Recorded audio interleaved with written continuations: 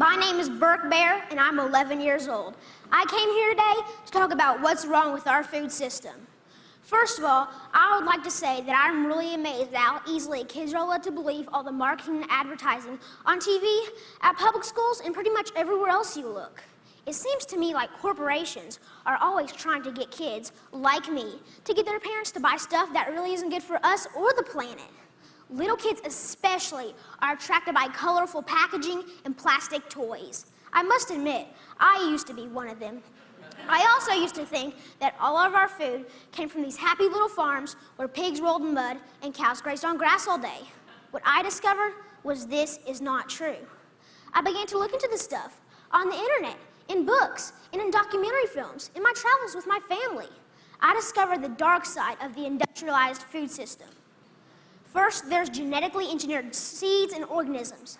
That is when a seed is manipulated in a laboratory to do something not intended by nature, like taking the DNA of a fish and putting it into the DNA of a tomato. Yuck. Don't get me wrong. I like fish and tomatoes, but this is just creepy. The seeds are then planted, then grown. The food they produce have been proven to cause cancer and other problems in lab animals.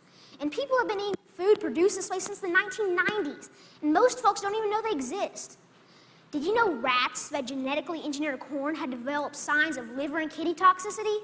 These include kidney inflammation and lesions and decreased kidney weight. Yet almost all the corn we eat has been altered genetically in some way. And let me tell you, corn isn't everything. And don't even get me started on the confined animal feeding operations called CAFOs. Conventional farmers use chemical fertilizers made from fossil fuels that they mix with the dirt to make plants grow. They do this because they've stripped the soil from all nutrients from growing the same crop over and over again. Next, more harmful chemicals are sprayed on fruits and vegetables, like pesticides and herbicides, to kill weeds and bugs. When it rains, these chemicals seep into the ground or run off into our waterways, poisoning our water too. Then they irradiate our food, trying to make it last longer, so it can travel thousands of miles from where it's grown to the supermarkets.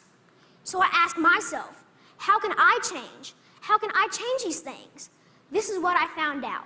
I discovered that there's a movement for a better way. Now, a while back, I wanted to be an NFL football player.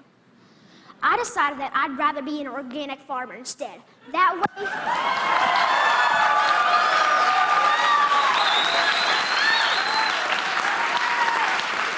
thank you. And that way, I can have a greater impact on the world. I learned about this guy named Joel Salatin. They call him a lunatic farmer because he grows against the system. Since I'm homeschooled, I went to go hear him speak one day. This man, this lunatic farmer, doesn't use any pesticides, herbicides, or genetically modified seeds. And so for that, he's called crazy by the system. I want you to know that we can all make a difference by making different choices, by buying our food directly from local farmers or neighbors who we know in real life. Some people say organic or local food is more expensive, but is it really? With all these things I've been learning about the food system, it seems to me that we can either pay the farmer or we can pay the hospital. I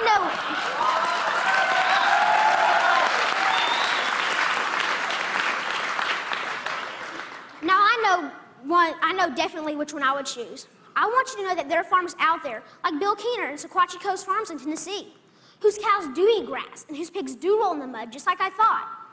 Sometimes I go to Bill's farm and volunteer so I can see up close and personal where the meat I eat comes from.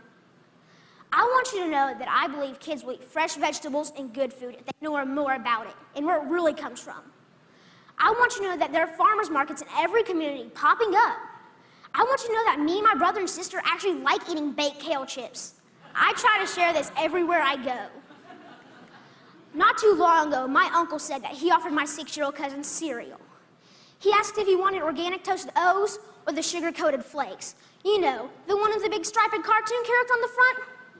My little cousin told his dad that he would rather have the organic toasted O cereal because Birke said he shouldn't eat sparkly cereal.